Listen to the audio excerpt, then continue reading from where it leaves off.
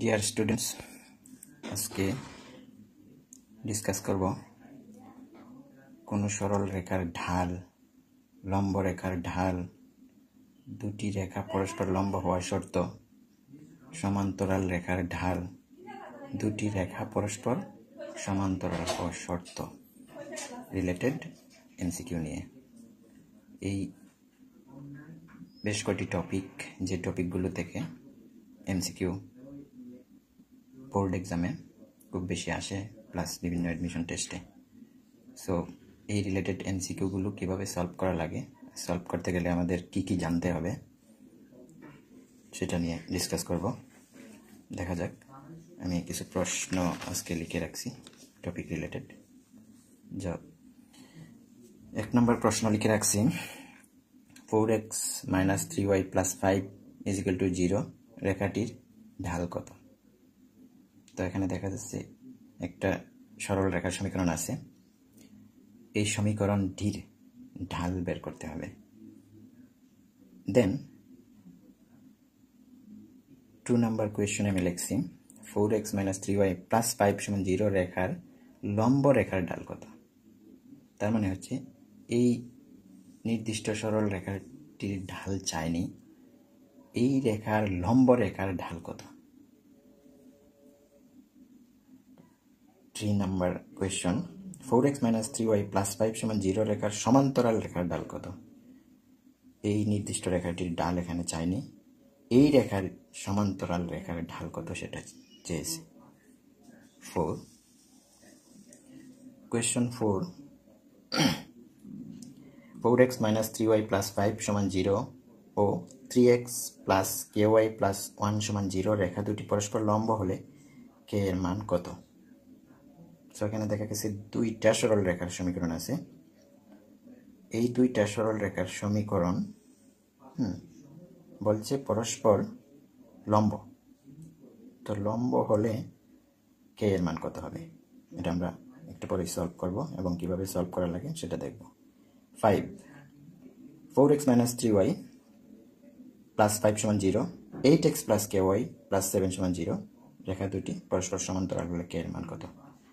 তো এখানে এই প্রশ্ন 5 নম্বর প্রশ্নতে দুইটা সরল রেখার সমীকরণ আছে এবং ওই দুইটা সরল রেখার সমীকরণ বলছে পরস্পর সমান্তরাল। তো এই অবস্থায় এখানে কে এর মান কত সেটা আমরা বের করব। তো এখানে এই প্রশ্নগুলোর সলিউশন করতে গেলে কম সময়ের মধ্যে, অল্প সময়ের মধ্যে যদি আনসারগুলো আমরা এমসিকিউ হিসেবে চিন্তা করি বের করতে হবে, আর এই জন্য কি জানতে হবে সেটা নিয়ে একটু কথা বলি। এখানে আমি লিখে রাখছি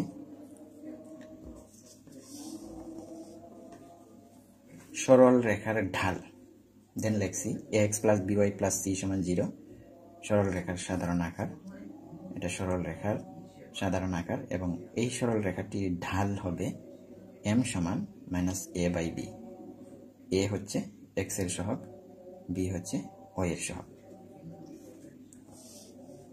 এরপরে ax + by + c = 0 রেখার লম্ব রেখার ঢাল, ax + by + c = 0 এটা সরল রেখার সমীকরণ।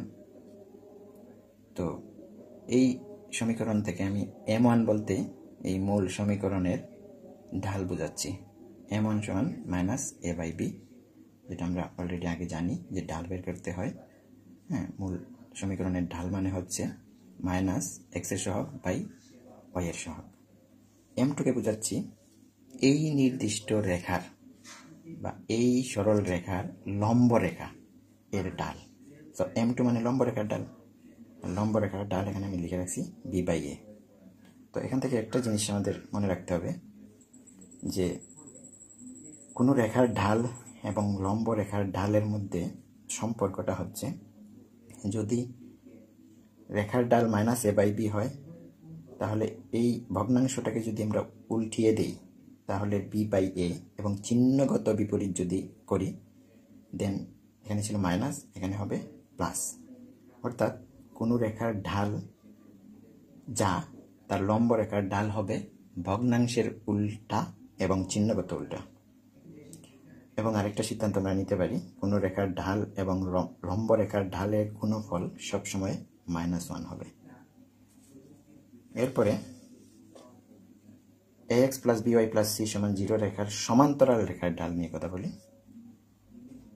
ax + by + c = 0 যদি সরল রেখার সমীকরণ হয়, m1 মানে হচ্ছে -a/b, m1 বলতে আমি মূল সরল রেখার সমীকরণ বোঝাচ্ছি, সমীকরণের ঢাল বোঝাচ্ছি, আর m2 হবে সমান্তরাল রেখার ঢাল। এখানে দেখা যাচ্ছে m2 মানেও হচ্ছে -a/b, তার মানে কি, মানে হচ্ছে কোনো রেখার ঢাল এবং তার সমান্তরাল রেখার ঢাল সমান হয়।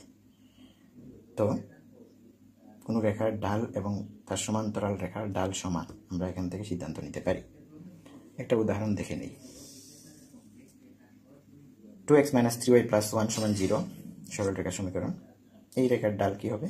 আমরা জানি -a/b, - to - e, a মানে হচ্ছে x এর সহগ মানে 2, b মানে হচ্ছে y এর সহগ মানে -3, বসিয়ে দিলাম -3, দেন আমরা পেয়ে যাব 2/3। লম্ব রেখার ঢাল কি বলছিলাম, যে মূল রেখার যে ঢাল তাকে উল্টিয়ে দিব, মানে 2/3 আছে, 3/2 লিখবো, আর চিহ্নগত বিপরীত, তার মানে এখানে প্লাস ছিল, এখানে মাইনাস।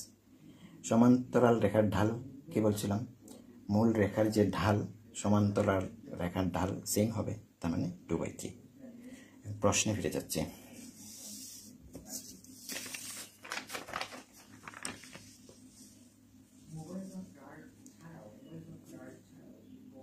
ওয়ান নম্বর কোয়েশ্চন আবার পড়ি। 4x - 3y + 5 = 0 রেখাটির ঢাল কত? তো আমরা জানি কোনো একটা সরল রেখার ঢাল বের করার সূত্র হচ্ছে -a/b, মাইনাস দেন 4/-3, সো হয়ে যাবে 4/3। 4x - 3y + 5 = 0 রেখার লম্ব রেখার ঢাল। সো এই রেখার ঢাল চাইনি, এই রেখার লম্ব রেখার ঢাল হবে, আমি বলছিলাম যে এই রেখার যে ঢাল তার ভগ্নাংশের উল্টা এবং চিহ্নগত বিপরীত, অর্থাৎ এখানে ছিল 4/3, এখানে হয়ে যাবে -3/4, দ্যাট ইজ -3/4। 4x - 3y + 5 = 0 রেখার সমান্তরাল রেখার ঢাল। 3 নং কোয়েশ্চন এ সমান্তরাল রেখার ঢাল চেয়েছে। আমরা জানি যে কোনো একটা সরল রেখার ঢাল যা সমান্তরাল রেখার ঢাল তাই হবে। এই রেখার ঢাল যেহেতু 4/3, সো সমান্তরাল রেখার ঢাল হবে 4/3। এবার আসি 4 নম্বর কোয়েশ্চনে। 4x - 3y + 5 = 0 ও 3x + ky + 1 = 0 রেখা দুটি পরস্পর লম্ব হলে k এর মান কত? যেহেতু এখানে দুটি সরল রেখা দেয়া আছে এবং বলছে এই দুটি সরল রেখা পরস্পর লম্ব, তাহলে আমরা প্রথম রেখার ঢাল বের করব, দ্বিতীয় রেখারও ঢাল বের করব। এখানে আমি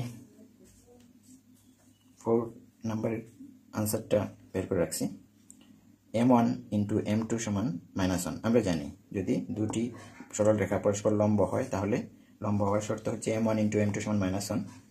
m1 আমরা এখান থেকে বের করতে পারি 4/3, আর এইটা থেকে m2 বের করলে -x এর সহগ বাই y এর সহগ, ডান পাশে হবে -1, দেন আমরা সলভ করলে k = 4 পাবো। অতএব এখানে আনসার হবে k = 4, মানে হচ্ছে এটা। 5 কোয়েশ্চন 5। 4x - 3y + 5 = 0 ও 8x + ky + 7 = 0 রেখা দুটি পরস্পর সমান্তরাল হলে k এর মান কত? পরস্পর সমান্তরাল হওয়ার শর্ত আমরা জেনে গেছি যে প্রথম রেখার ঢাল এবং দ্বিতীয় রেখার ঢাল সমান হবে। এখানে আমি 5 নম্বরের কোয়েশ্চেনের সলিউশন করে রাখছি। m1 = m2, m1 মানে হচ্ছে 4/3, m2 মানে আমরা এখান থেকে বের করতে পারবো, এই রেখার ঢালটা হবে -x এর সহগ বাই y এর সহগ, মানে হচ্ছে -x এর সহগ বাই y এর সহগ। দেন সলভ করলে k এর মান পাবো -6। অতএব আমরা এখানে k এর মান -6 পেয়েছি। তো দেখা গেছে আমাদের যে টপিকগুলা নিয়ে ডিসকাস করলাম সেই রিলেটেড MCQ-গুলার সলিউশন করলে অল্প সময়ের মধ্যে আনসার বের করতে পারা যায়।